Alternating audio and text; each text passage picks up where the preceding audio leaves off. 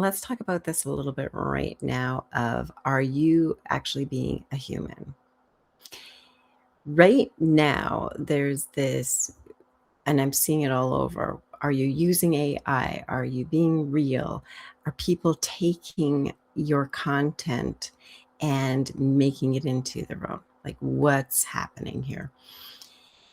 So for 30 years, obviously before AI, before we even use a whole lot of computers at home, us Gen Xers have been real humans. We've had real jobs, real families, real kids. Don't we all? Like, let's be honest here. Don't we all have this human aspect to ourselves? Over 30 years of being an entrepreneur and doing sales training and just being there for people, what I've found is that number one, people will chase the next shiny object. And for the last few years, the shiny object has been AI. Do I use AI? Absolutely.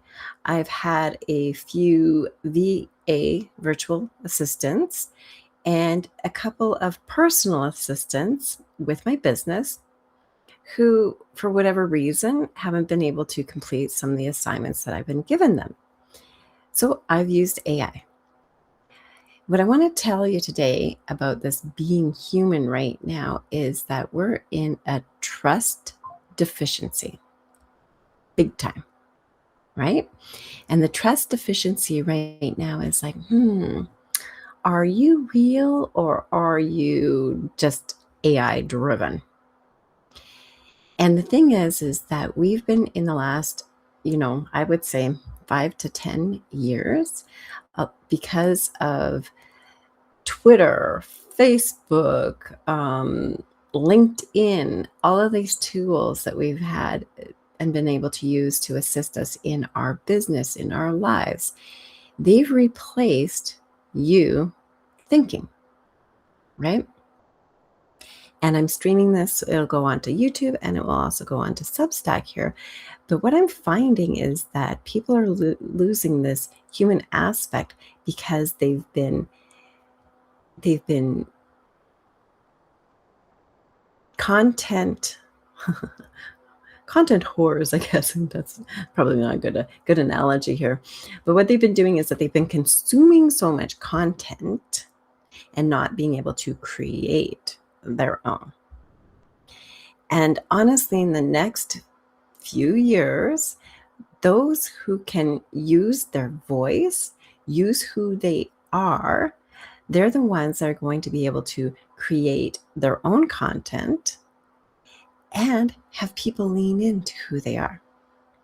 Now, don't get me wrong, some people in their business, maybe they are great at doing email sequences. Maybe you're great at being an author, a coach, a writer. It doesn't really matter what type of business you have. The baseline is that if you don't have sales, you don't have a business.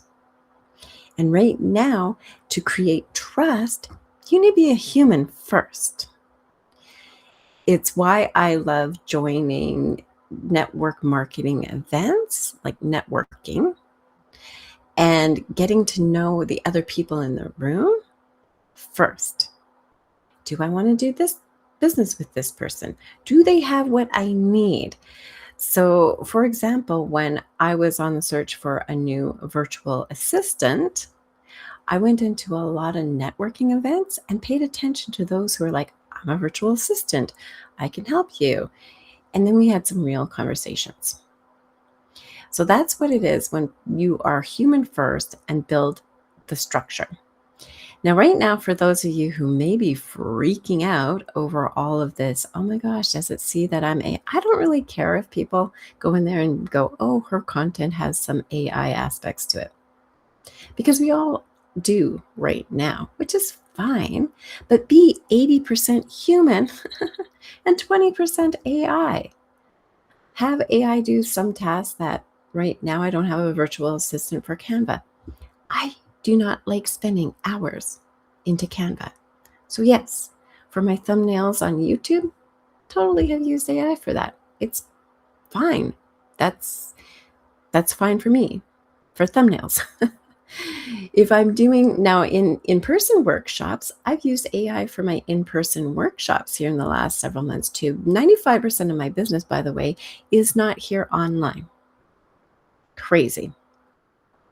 95% of my business right now is doing live workshops.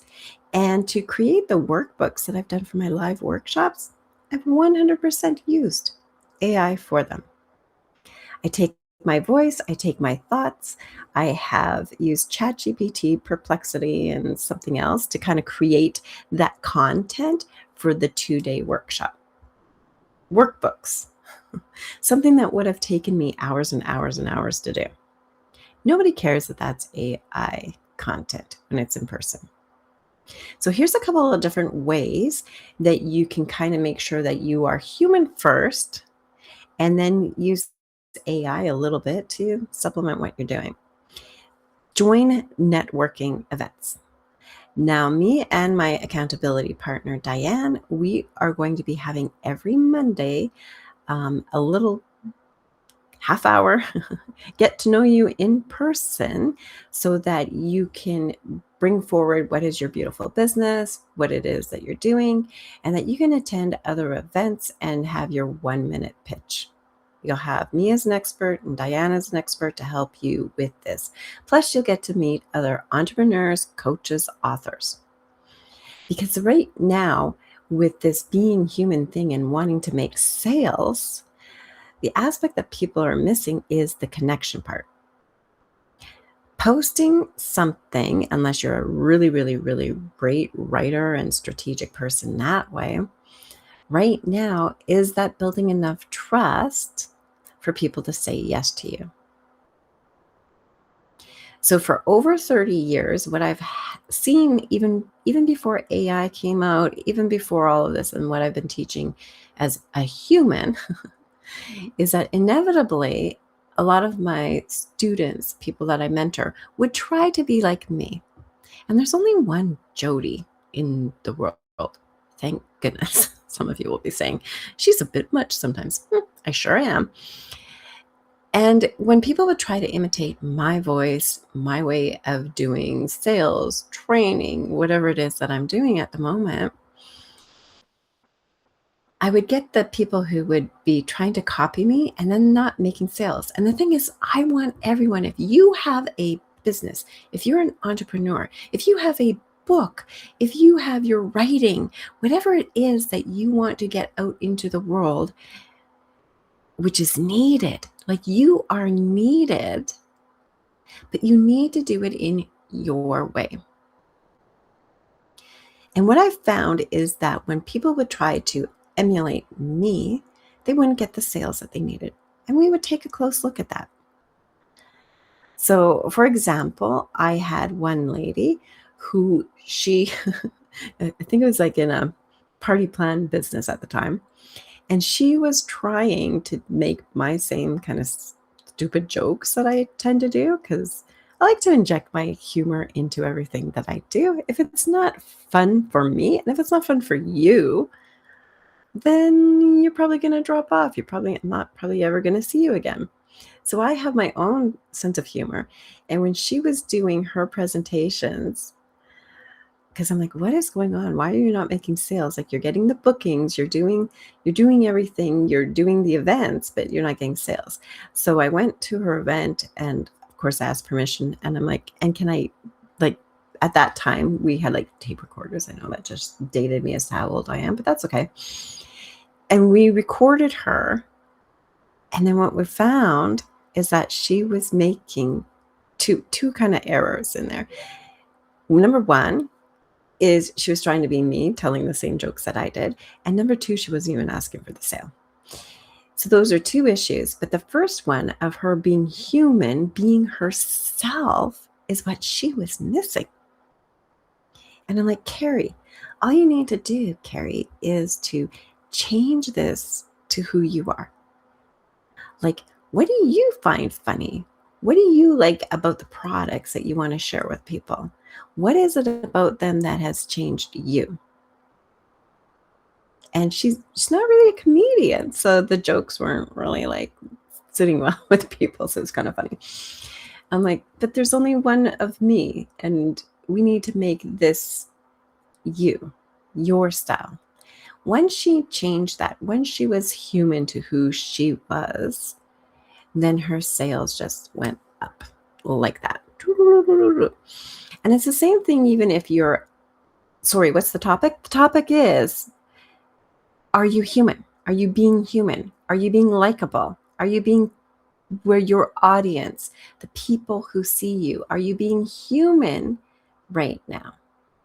Or are you just letting everything else, other people, other AI programs, anything that's keeping you from being human into your work?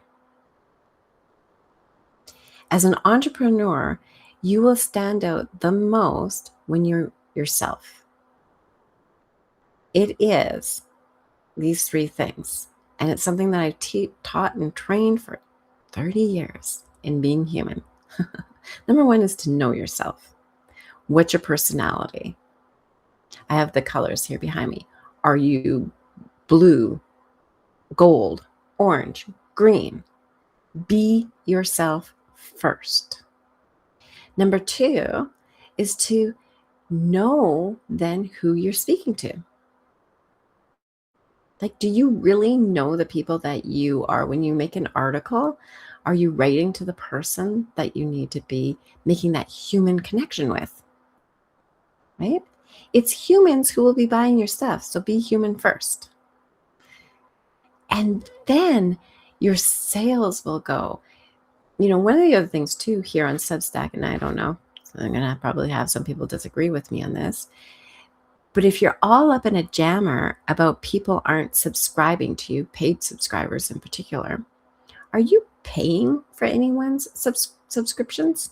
I kind of find that a little bit ironic, but it's in my design too, where I point these things out and people either disagree or agree with me. And if you disagree, that's fine, right? Everyone has their opinions, but it is my personal opinion that if you are, complaining about not having any paid subscribers, but you're not paying into anyone's subscriptions, it's a law of the universe that goes back out. What you sent out will come back to you.